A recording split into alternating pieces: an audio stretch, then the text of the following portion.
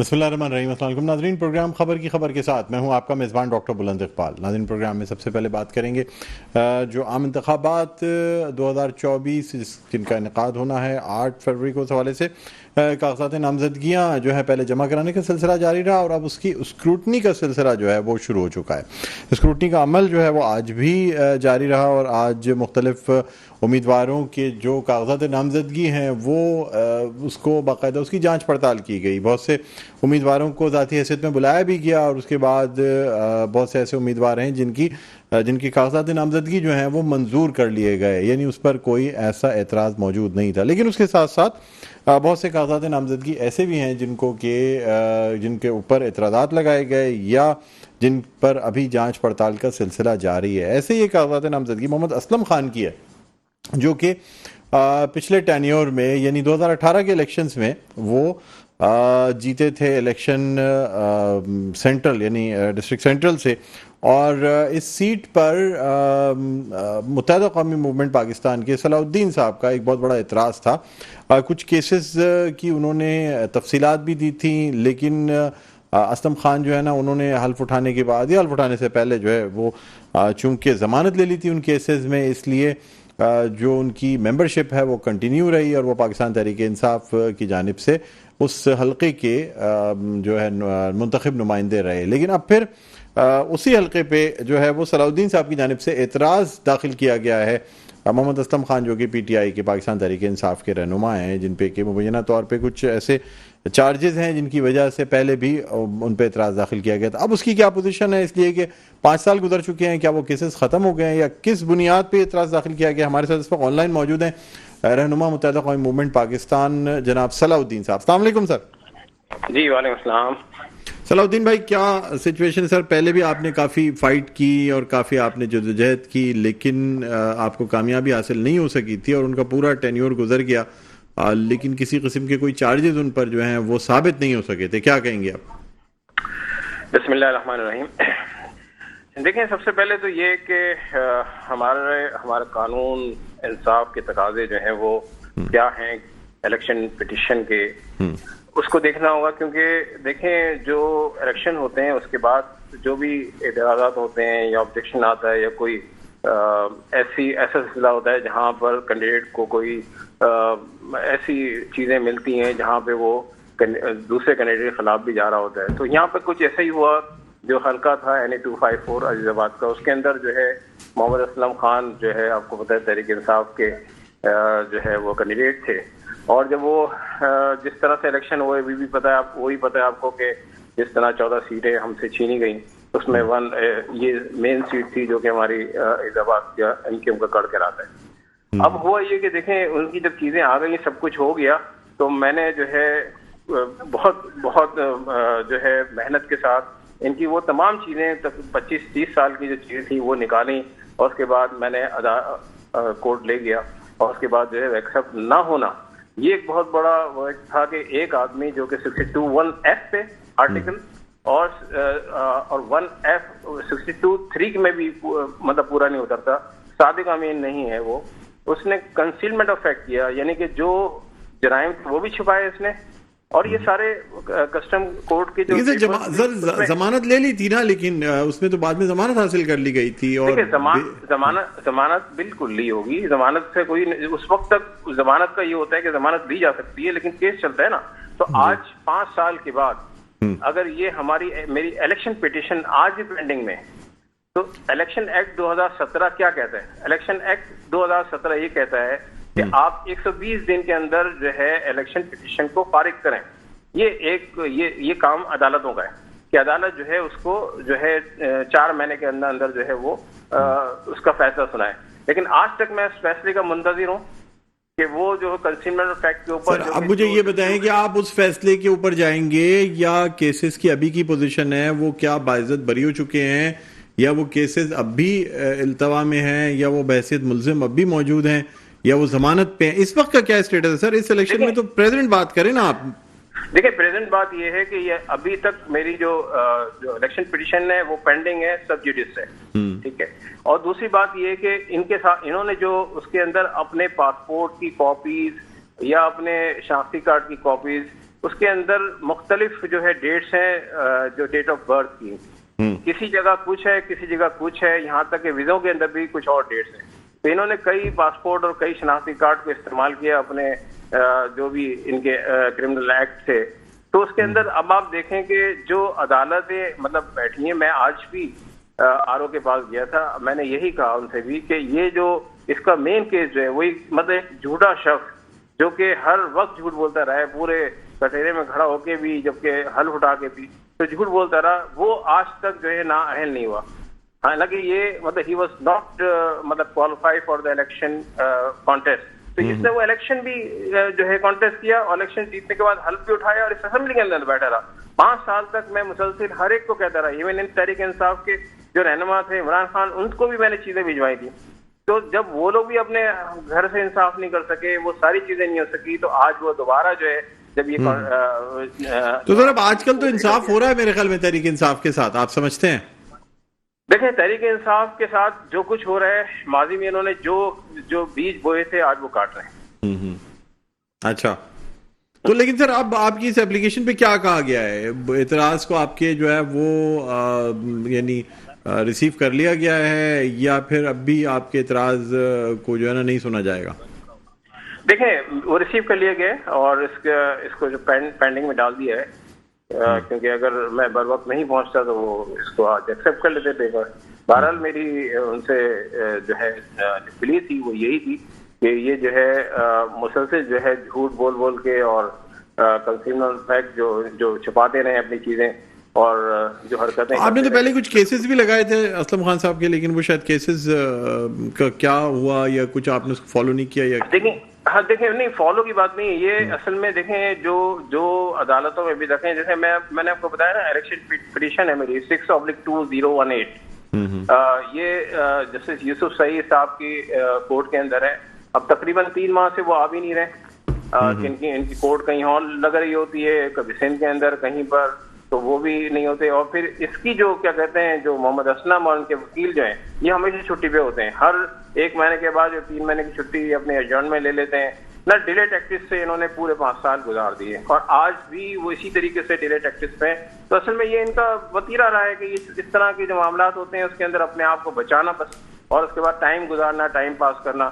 اور بدقسمتی سے جو ہماری مطلب جو عدالتیں ہیں ان چیزوں کو نظر انداز کیے ہوئے ہیں، یا ان کے پاس اتنے کیسز ہوتے ہیں کہ وہ اپنے ان کیسز کو اس کی اہمیت نہیں ہے. جبکہ میں سمجھتا ہوں کہ قومی اسمبلی کا ایک ممبر جو کہ وہ اہل نہیں تھا، اس کے باوجود وہ 5 سال تک جو ہے وہ اسمبلی کے اندر رہا، ساری مراتیں اٹھائی، سب کچھ کیا، اور آج ایک بار پھر وہ اپنے نامینیشن پیپر جمع کرنے آ گیا. تو اس کے لیے میں نے پھر اپنی جو کنسرن تھے وہ میں نے اپنے آر او کے سامنے رکھے ہیں. اب دیکھنا یہ ہے کہ اس کنسرن کو کتنا جو ہے ٹیک اپ کیا جاتا ہے. تو سر آپ کی پارٹی نے بھی تو یعنی پی ٹی آئی سے جب الاغ کر لیا تھا تو یہ چیزیں تو آپ کو اس وقت سیٹل کرنی چاہیے تھی نا، جس وقت آپ کی پارٹی الاغ کر رہی تھی. اگر ایسے ہی اتنے برے لوگ تھے تو 3-3.5 سال آپ نے ان کے ساتھ اتحاد میں گزارے ہیں سر، وہ اس وقت برے نہیں تھے. دیکھیں ایک تو یہ ہے کہ ظاہر سی بات ہے کہ جو پولیٹیکل جو سینیریو بنتا ہے اس کے اندر لوگ آتے ہیں، ہمارے سے ہیلپ لیتے ہیں یا ہمارے ساتھ ہمیں کوalition میں لیتے ہیں، چیزیں بناتے ہیں، گورنمنٹ بناتے ہیں. اور یہ باتیں جو ہے وہ جب گئی تھی تو انہوں نے کہا تھا جب الیکشن پٹیشن میں چلے گئے ہیں تو ان کو وہیں پہ جو ہے وہ اپنا کیس جو ہے پٹ اپ کر لیا ہے تو اس کو جو ہے تھرو عدالتوں کے کروا لیں. بس عدالتوں کے ساتھ بس آپ کو پتہ ہی ہے کہ جو معاملات ہیں، میں نے کہا نا کہ جو الیکشن ایکٹ 2017 کیسا کیا ہے اس کے مطابق کئی دفعہ میں نے جج صاحب کو کہا ان کے کہ بھائی یہ دیکھیں یہ جو اس طرح کی سچویشن کے اندر اگر ہم پرولونگ کرتے ہیں اتنا تو پھر ہمارے جو کیسز کا جو ہے وہ کسی بھی طرح جو ہے وہ بینیفٹ کسی کو بھی نہیں ملے گا، اور یہ جو ہے پھر اس طرح کے لوگ جو ہیں جو غلط قسم کے لوگ ہیں وہ پھر اس کے بینیفٹ اٹھائیں گے. اچھا تو سر اب کیا کہا جا رہا ہے، آپ کی اس درخواست پہ جلدی فیصلہ کر دیا جائے گا یا اب بھی 5 سال گزر جائیں گے؟ دیکھیں اب سب سے پہلے تو یہ کہ اس وقت جو معاملات ہیں وہ آر او کے پاس ہیں نا، اور یہ آر او جو ہیں وہ NA 248 بنتا ہے، اس کے آر او ہیں اور ان کے پاس یہ کیس جا چکا ہے. اب اس کو وہ دیکھ رہے ہیں 1-2 دن کے اندر. میں سمجھتا ہوں کہ ان کو ودن ویک اس کو ان کو جو ہے اس کا فیصلہ کرنا ہوگا، کیا ہے کہ اس کو ڈسکوالیفائی کرتے ہیں یا پھر یہ بھی اور عدالتوں کی طرح اس کو کنٹینیو کر جاتے ہیں تو کیا کہا جا سکتا ہے؟ ٹھیک ہے. اچھا سر، آپ کی پارٹی نے اور بھی کسی حلقوں پر جو ہے وہ اعتراضات داخل کیے ہیں یا صرف ایک محمد اسلم خان پہ اعتراض لگایا گیا؟ دیکھیں اس میں جو ہے ابھی جو آج تک کی جو پوزیشن ہے اس میں محمد اسلم کا ہی ہے، اور مجھے بھی اس کا علم نہیں ہے کہ مزید ہمارے جو کانٹیسٹ کر رہے ہیں ہمارے ساتھی وہ لوگ کسی حلقے میں لگا رہے ہیں یا نہیں لگا رہے ہیں. اگر لگا رہے ہو تو کل تک جو ہے میرے خیال میں کچھ اس کو کچھ چیزیں آ جائیں گی آئی تھنک. ٹھیک ہے، بہت بہت شکریہ صلاح الدین صاحب، آپ نے پروگرام کے وقت نکالا. ناظرین، رہنما متحدہ قومی موومنٹ پاکستان صلاح الدین صاحب ہمارے ساتھ موجود تھے. ایک وقفہ لیں گے، وقفے کے بعد دوبارہ آپ کی خدمت میں حاضر ہوتے ہیں. دیکھتے رہیے پروگرام خبر کی خبر. جی ناظرین، ویلکم بیک. ایک دفعہ پھر آپ کو خوش آمدید کہتے ہیں. پروگرام ہے خبر کی خبر. میں ہوں آپ کا میزبان ڈاکٹر بلند اقبال. ناظرین، اب ہم بات کریں گے تحریک لبیک پاکستان اور سنی تحریک میں ہونے والے ایک اتحاد کے حوالے سے. الیکشن کے حوالے سے اتحاد کیا گیا ہے کہ سنی تحریک اور تحریک لبیک پاکستان جو ہیں وہ الیکشن 2024 جو ہے وہ مل کے لڑیں گے. اس حوالے سے آج ایک پریس کانفرنس بھی کی گئی جو کہ کمبائنڈ پریس کانفرنس تھی، اور یہ اس میں اس بات کا احاطہ کیا گیا کہ سنی تحریک اور تحریک لبیک پاکستان جو ہیں وہ اس دفعہ الیکشن میں ایک پلیٹ فارم سے الیکشن لڑیں گے. اس میں سیٹ ایڈجسٹمنٹ بھی کی گئی ہے کچھ حلقوں میں. اسی حوالے سے ہم بات کریں گے. اس وقت ہمارے ساتھ آن لائن موجود ہیں، رہنما ہیں سنی تحریک کے جناب فہیم الدین شیخ صاحب. السلام علیکم.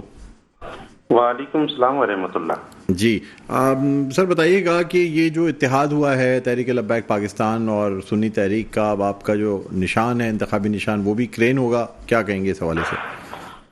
اس میں یہ عرض کرنی تھی کہ پاکستان سنی تحریک کی جو شہداء قائدین ہیں ان کا بھی مشن یہی تھا کہ اتحاد اہل سنت، اور ابھی ہمارے موجودہ سربراہ محمد شاداب رضا نقشبندی صاحب ہیں جی، وہ بھی یہی چاہتے ہیں کہ اتحاد کے ساتھ، اتحاد اہل سنت کے ساتھ جو ہے وہ الیکشن میں جایا جائے. اس وجہ سے جو ہے ہم نے کراچی میں جو ہے تحریک لبیک پاکستان کے ساتھ اتحاد کیا ہے تاکہ اتحاد کے ساتھ اسمبلیوں تک اہل سنت کی رسائی ہو سکے. اچھا، تو سر اس میں کون کون سے حلقوں میں اتحاد کیا گیا ہے؟ اچھا، اس میں ایک تو یہ کہ بہت ساری جگہ پہ ہمارے جو کینڈیڈیٹ ہیں وہ جو ہے کھڑے ہوئے ہیں، لیکن اس میں زیادہ تر جو ہے ہمارا لائن ایریا کی ہے این 237 اور لائن ایریا کی ایک اور سیٹ ہے پی ایس 103 اور شاہ فیصل کالونی کی ہے پی ایس 91. یہاں پر ہم نے اتحاد کیا ان کے ساتھ اور ٹی ایل پی کے نشان پر ہی ہم اس میں الیکشن میں شامل ہوں گے. ٹھیک ہے. اچھا، باقی علاقوں میں بھی آپ جو ہیں وہ تحریک لبیک پاکستان کو سپورٹ کریں گے؟ پوری کراچی میں ہم مکمل سپورٹ جو ہے، کیونکہ تحریک لبیک ایک عوامی ووٹ رکھتی ہے اہل سنت میں، تو ان کی بھرپور ہم حمایت بھی کریں گے اور ان کے ساتھ بھی کھڑے ہوں گے، اور یہی ہمارا ان کے ساتھ اتحاد ہوا ہے. ٹھیک ہے. اچھا، یہ بھی بتائیے گا کہ آپ کے ٹوٹل اس وقت جو کاغذات نامزدگی ہیں وہ کتنی جمع کرائی گئی ہیں آپ کی پارٹی کی جانب سے؟ ابھی تو تقریباً 6 کے قریب کینڈیڈیٹ ہم نے کھڑے کیے ہیں اس میں. اچھا، 6 کینڈیڈیٹ کھڑے کیے ہیں. جی. اور آپ کی ایڈجسٹمنٹ کتنی سیٹس پہ ہوئی ہے جس میں آپ کے امیدوار لڑیں گے اور تحریک لبیک آپ کو سپورٹ کرے گی؟ 3 سیٹیں جو میں نے ابھی جن کے پی ایس اور این بتائے ہیں ان پہ ہم ان کے ساتھ کھڑے ہوں گے. باقی جو ہمارے آزاد کینڈیڈیٹ کھڑے ہوئے ہیں وہ ہم ان کے سامنے کھڑا نہیں کریں گے، وہ 10 بردار ہو جائیں گے ان کے سامنے.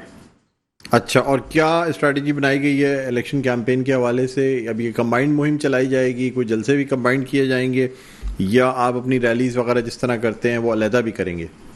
دیکھیں وہ علیحدہ بھی ہوں گی، لیکن زیادہ تر کوشش یہ ہے کہ کمبائنڈ ہی سارے معاملات کرے جائیں تاکہ ایک اتحاد کا مظاہرہ بھی عملی طور پر نظر آئے عوام کو. اور عوام میں اس اتحاد کا مقصد یہ ہے کہ عوام کو ایک ایسی سوچ دی جائے کہ اہل سنت جن کا کئی دہائیوں سے استحصال ہو رہا ہے، یہ استحصال متحد ہو کر ہی ختم ہو سکتا ہے. تو یہی ہم ایک سوچ اور ایک فکر عوام کو دینے کے لیے اس اتحاد میں شامل ہوئے.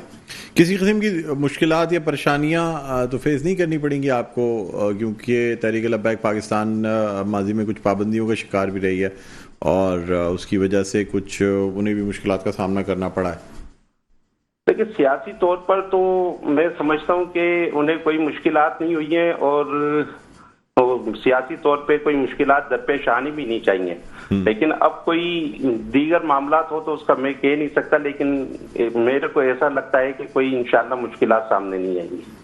ٹھیک ہے، بہت بہت شکریہ فہیم الدین شیخ صاحب، آپ نے پروگرام کے لیے وقت نکالا. ناظرین رہنما تحریک لبیک پاکستان فہیم الدین شیخ صاحب ہمارے ساتھ موجود تھے. ایک وقفے کے بعد دوبارہ آپ کی خدمت میں حاضر ہوتے ہیں. دیکھتے رہیے پروگرام خبر کی خبر. ویلکم بیک، ایک دفعہ پھر آپ کو خوش آمدید کہتے ہیں پروگرام میں خبر کی خبر. میں ہوں آپ کا میزبان ڈاکٹر بلند اقبال. ناظرین، اب ہم کچھ بات کرنا چاہیں گے. ایک طرف تو قائد اعظم محمد علی جناح کا یوم پیدائش 25 دسمبر آج جو ہے وہ ایک قومی جذبے کے ساتھ منایا گیا. دوسری جانب آج مسیحی برادری جو ہے وہ اپنا مذہبی تہوار کرسمس بھی منا رہی ہے.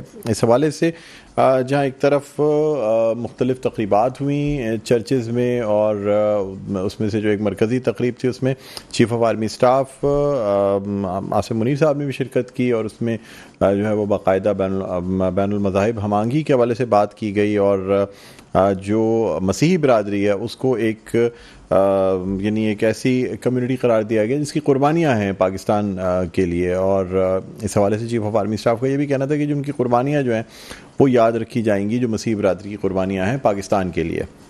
ناظرین، اس کے علاوہ ایک اہم بات جو یہاں ذکر میں کرنا چاہوں گا وہ یہ ہے کہ مختلف شاپنگ مالز جو کہ یورپ میں ہیں، وہاں پہ جو بڑے بڑے شاپنگ مالز ہیں جہاں بڑے بڑے ایسے برانڈز ہیں جو کہ جوئش کمیونٹی سے تعلق رکھتے ہیں، تو ایسے مالز میں باقاعدہ پمفلٹس گرائے گئے اور اعلانات کیے گئے کہ جو لوگ کرسمس کی شاپنگز کر رہے ہیں وہ ایسے برانڈز سے ہرگز شاپنگ نہ کریں جو کہ براہ راست پیسے بھیجتے ہیں اسرائیل، اور وہ پیسے پھر استعمال ہوتے ہیں بے گناہ جو فلسطینی ہیں ان کے قتل میں، خاص طور پہ بچوں کے قتل عام میں یہ پیسے استعمال ہوتے ہیں. اس لیے کہا یہ گیا کہ جی اس امر کو سمجھیں کہ جینوسائیڈ جو ہو رہا ہے، جو باقاعدہ بچوں کا ایک منظم قتل عام ہو رہا ہے یا نسل کشی کی جا رہی ہے، اس میں ان برانڈز کو بھی برابر کا حصہ دار سمجھا جائے جو اپنی فنڈنگ جو ہے وہ بھیجتے ہیں اسرائیل کو. اس حوالے سے یہ بڑی حیرت کی بات تھی کہ یورپی ممالک میں ہی ہو رہا ہے. اس کے ساتھ ساتھ پوپ فرانسس نے بھی اعلان کیا کہ جی ایک ایسی مقدس سرزمین جو کہ جائے پیدائش ہے حضرت عیسیٰ علیہ السلام کی، وہاں پہ اس وقت جو ہے وہ ایک ایسی جنگ لڑی جا رہی ہے جس کا کوئی فائدہ نہیں ہے. اس جنگ کو رکنا چاہیے، اور جس طریقے سے بے گناہ لوگوں کا قتل عام ہو رہا ہے، اس حوالے سے ویٹیکن سٹی سے پوپ فرانسس کا یہ کہنا تھا کہ جی اس کرسمس کی تقریبات کو سادگی کے ساتھ منایا جائے.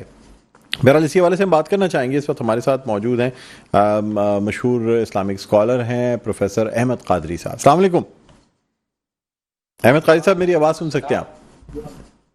جی جی بالکل، میں آپ کی آواز سنتا ہوں. وعلیکم السلام. وعلیکم السلام. کیسا مزاج ہے آپ کا ڈاکٹر صاحب؟ جی اللہ کا بڑا احسان سر، بہت شکریہ کہ آپ یو ایس اے میں موجود ہیں اور وہاں سے موجود ہو کے آپ نے ہمارے پروگرام کے لیے وقت نکالا ہے. Thank you sir. سر آپ سے جاننا چاہوں گا کہ یہ جو آج یعنی ایک حیران کن بات یہ تھی کہ پوپ فرانسس کی جانب سے بھی نہ صرف مذمت کی گئی غزہ میں جو اس وقت جنگ جاری ہے، بلکہ اس کے ساتھ ساتھ مسیحی برادری کو یہ بھی پیغام دیا گیا کہ وہ چونکہ غزہ میں ایک اس وقت جنگ کی صورتحال ہے، جو بچے ہیں یا جس طریقے سے ایک نسل کشی کی جا رہی ہے فلسطینیوں کی، اس لیے کرسمس کو سادہ انداز میں منایا جائے. کیا کہیں گے آپ اس حوالے سے؟ جی بہت اہم بات یہ ہے کہ بدنصیبی سے جو صورتحال دنیا میں چل رہی ہے، خاص طور پہ غزہ کے حوالے سے، اور اس میں جو میں نے محسوس کیا ہے یہاں پر بھی نارتھ امریکہ میں، امریکہ اور کینیڈا کے اندر بھی، یہاں کے جو اسکالر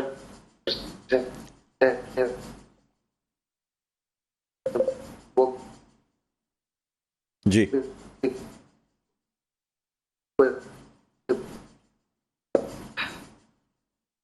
قانون خلاف ورزی اور جرم ہے، یہ جنگی جرم ہے. اور خاص طور پر ویٹیکن سٹی سے ایسا اعلان جس میں واضح طور پہ یہ بات کہہ دی گئی ہو، اور مسیحی برادری جو ظاہر ہے کہ مسیحی برادری پاکستان میں رہتی ہے اور ہم یہ دیکھتے ہیں کہ ان کے رویے بہت اچھے ہیں اور بہت سے رہتے ہیں، پاکستان سے بھی وفا ہے اور مسلمان بھائیوں کے ساتھ بھی اچھی طرح سے رہتے ہیں. تو وہ کبھی بھی مسلمان یا کوئی عیسائی یا کوئی اور عقیدے کا شخص اگر واقعی انسانیت ہے کسی میں، تو یہ نہیں چاہے گا کہ کسی मजलूम शख्स को इस तरीके से दी जाए कि उनके छोटे छोटे बच्चे 4-4 महीने और 6-6 महीने के बच्चे या माँ के पेटों में बच्चे पल रहे हो तो उन बच्चों को शहीद कर दिया जाए, तो ये बहुत बड़ा जंगी जुर्म है। बदनसीबी से ये है कि इसको पूरी मनसूबाबंदी के साथ किया जा रहा है, और इसको मेरा ख्याल है कि कहीं भी दुनिया की किसी सतह पर भी कोई भी ऐसा स्कॉलर या कोई भी ऐसा एक्टिविस्ट जो समाजी एतबार से काम करता हो या सियासी एतबार से काम करता हो अच्छी निगाह से नहीं देखता। यही वजह है कि इसराइल के साथ जो ज़ाहिरी हमदर्दियां जिन लोगों की थी उन्होंने भी अपने हाथ को पीछे खींच लिया है, और ये जो बड़े पैमाने पर जैसे आप भी आप फरमा रहे थे कि बड़े बड़े शॉपिंग मॉल्स वगैरह है वहाँ बाइकआउट हो रहा है, और मैंने खुद यहाँ देखा है कि जो खास तौर पर आबादी है मुसलमानों की में भी इन लोगों ने अपने आप को उन ब्रांड से बहुत दूर कर लिया है जिनसे किसी न किसी एतबार से यानी बिलवास्ता या बिलावास्ता सपोर्ट मिल रही हो इसराइल को और जंगी जुर्म। जी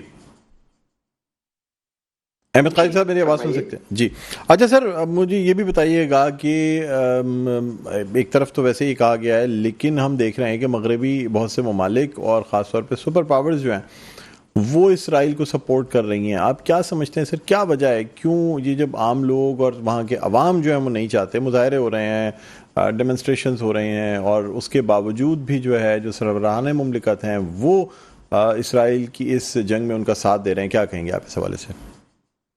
असल में उनके अपने मफादात हैं, सियासी मफादात हैं, और उन सियासी मफादात को सामने रखते हुए वो उन्हें सपोर्ट कर रहे हैं, वरना कोई सबब नहीं है इसमें। और जाहिर है कि इसके अंदर मजहबी जुनून भी है। दोनों चीजों के इम्तियाज से ये सूरत हाल हो गई है कि दुनिया एक आलमी जंग की तरफ जा रही है, और इन्हें कोई परवाह नहीं है इससे कि कितनी तबाही आ चुकी है और कितनी तबाही आ सकती है, लेकिन बस जंगी जुनून है जो सवार है कि इस तरह से कर लिया जाए। तो बात यह है कि मेरा ख्याल है कि जो वीटो पावर्स हैं और खासतौर ताकतें हैं उनमें तवाज़ुन में कुव्वत पैदा करने की जरूरत है, और ये बिल्कुल जो मकामी सतह पर जो डोमिनेंट कल्चर है जैसे अमेरिका का है, कनाडा का है, या दीगर ममालिक का फ्रांस वगैरह का है, उसके अंदर तो राय अम्मा अपनी हुकूमत के खिलाफ है। और यही बहुत बड़ी कामयाबी है कि जब राय अम्मा हुकूमत के खिलाफ हो तो हुकूमत को कहीं ना कहीं रुकना पड़ता है। ठीक है, आज नहीं रुक रहे, लेकिन कल इनको रुकना पड़ेगा और फैसला करना पड़ेगा कि फिलिस्तीन एक आजाद मुल्क है और उनको हुकूक देना पड़ेगा।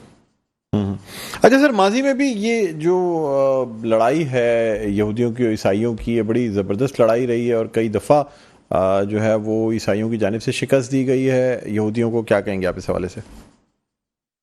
जी बिल्कुल, ये तो देखिए फितरी लड़ाई या एक कुदरती तौर पर जो असली लड़ाइयाँ थी वो तो इनके दरमियान थी, यहूदियों के दरमियान और ईसाइयों के दरमियान। और ये भी मामला ये था कि फिलिस्तीन की जमीन है, इस जमीन पर कब्जे के लिए और इस जमीन के तारीखी असबाब का अगर जरा सा तजजिया कीजिए तो जिसको ये कहते हैं, इस पर आप देखिए कि किस तरीके से अंबिया की आमद हुई और फिर नबियों का असरात रहे वहां पर।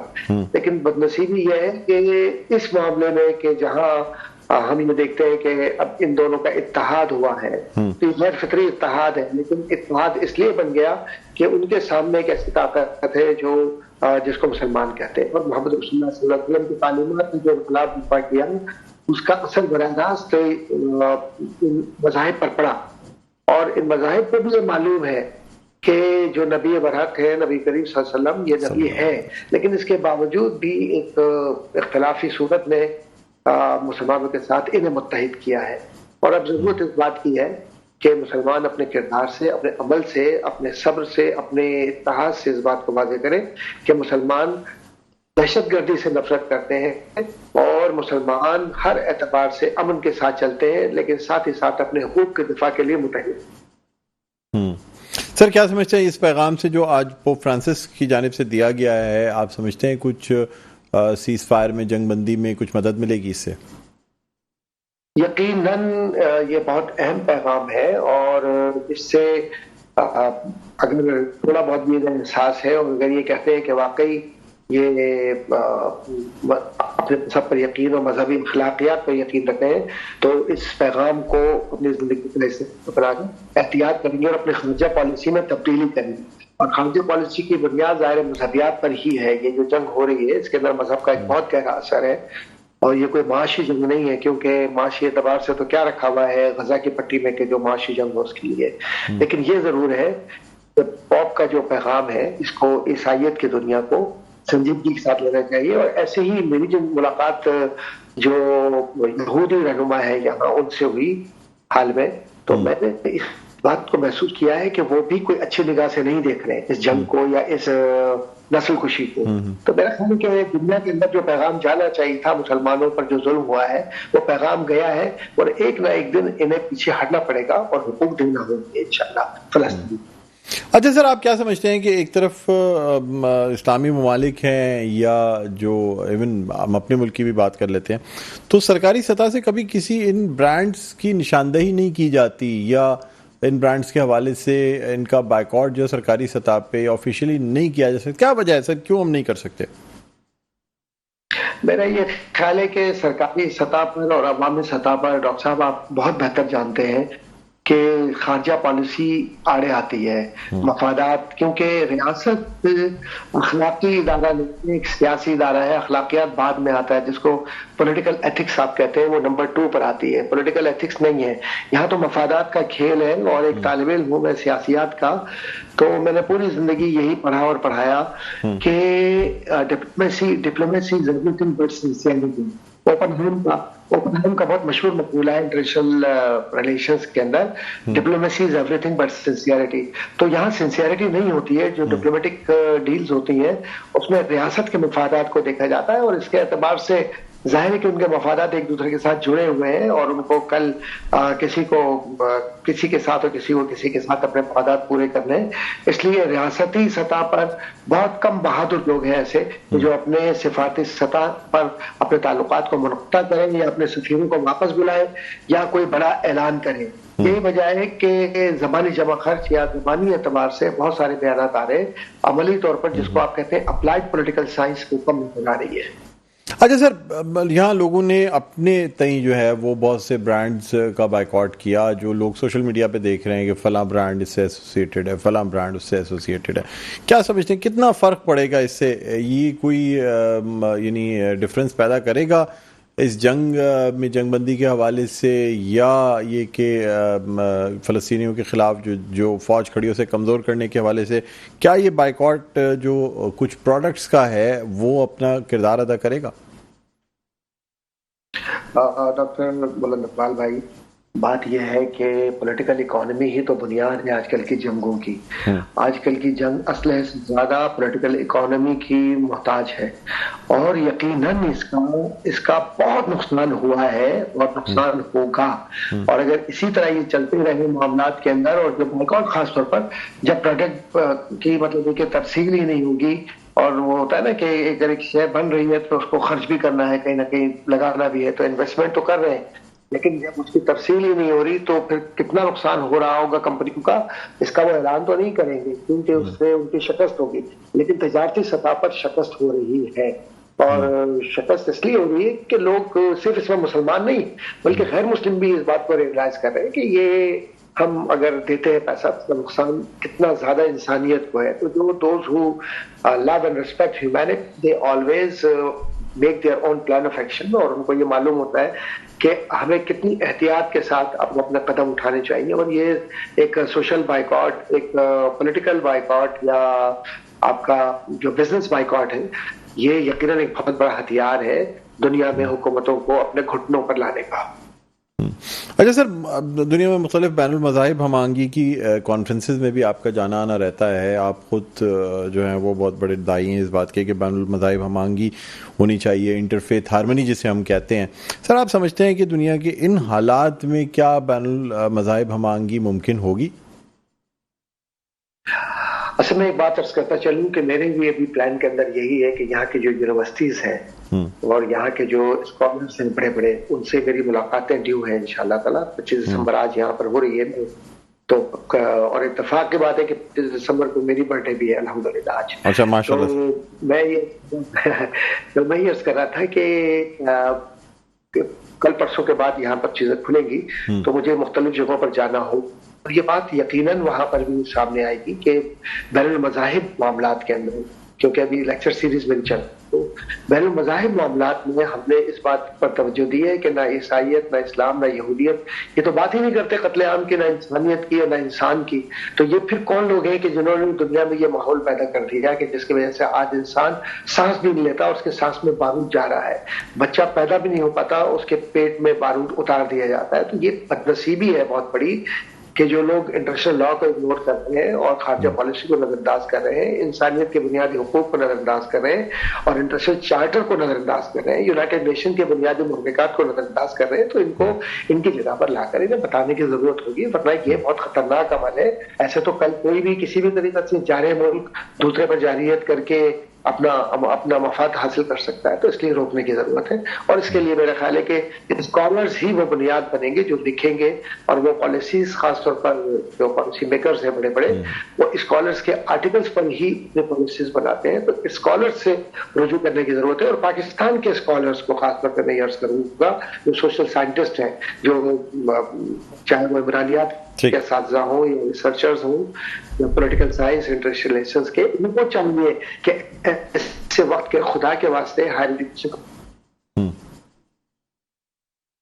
کریں اور وہ آرٹیکل. جی ٹھیک اوکے سر، بہت بہت شکریہ پروفیسر احمد قادری صاحب، آپ نے پروگرام کے لیے وقت نکالا. ناظرین، Islamic scholar professor Ahmed Qadri ہمارے ساتھ موجود تھے، جن کا کہنا یہ تھا کہ جی اس وقت یہ وقت کی ضرورت ہے کہ لوگوں میں یہ شعور بھی بیدار کیا جائے اور خاص طور پہ انٹرنیشنل کمیونٹی میں بھی یہ شعور بیدار کیا جائے کہ جی جس طریقے سے غزہ میں اس وقت بے گناہ مسلمانوں کا قتل عام یا ان کی نسل کشی جاری ہے اسے فوری طور پہ روکا جائے. بہرحال ناظرین، آج اس پیغام کے ساتھ جو ہے پروگرام کا اختتام کرتے ہیں. مجھے بلند اقبال کو اجازت دیجیے، اپنا بہت خیال رکھیے گا. اللہ حافظ.